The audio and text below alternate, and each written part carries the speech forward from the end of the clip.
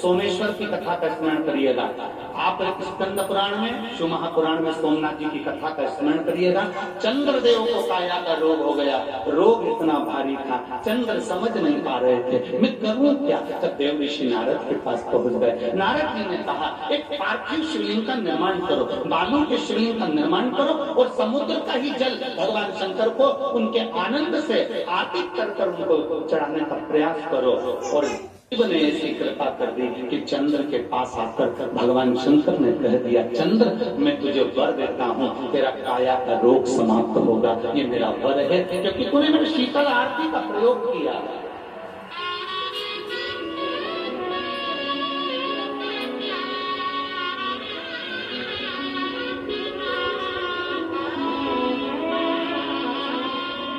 मेरी जीजियों, दो चीजें बड़ा स्मरण में रखिएगा। एक बैसाख महीने में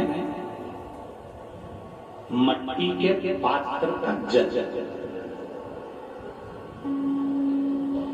अभी क्या चल रहा है, फागुन। अभी क्या चल रहा है, फागुन। जब बैसाख का महीना आया ना,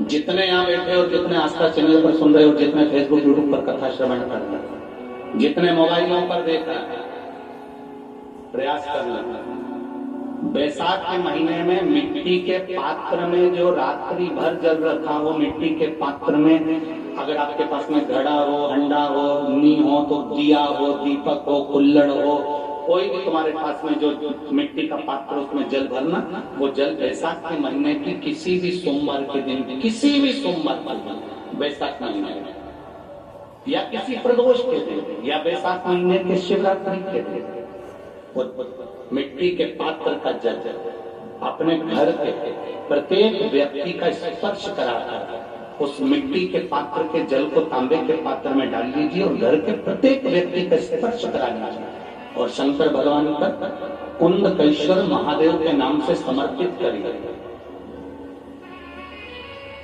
कुंडकेश्वर महादेव,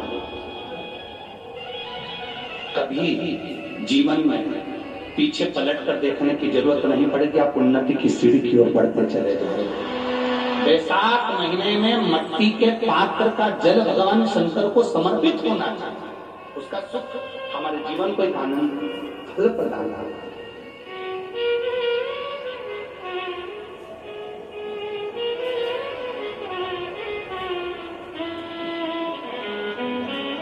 जैसे कहते हैं ना,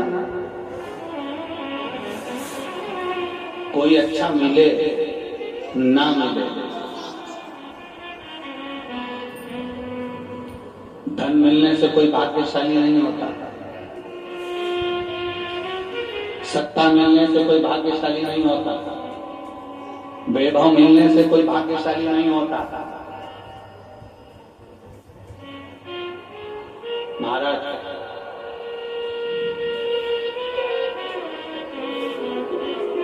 धन मिलने से कोई भाग्यशाली नहीं होता, वैभव मिलने से कोई भाग्यशाली नहीं होता, सत्ता मिलने से कोई भाग्यशाली नहीं होता, बड़ा मकान मिल जाने से कोई भाग्यशाली नहीं होता। शिव महापुराण की कथा कहती है, अगर दो सही मिल जाएं तो तुम्हारा जीवन सफल हो जाए।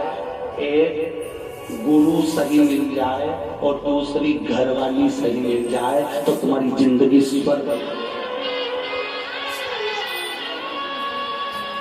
दो सही मिलना चाहिए।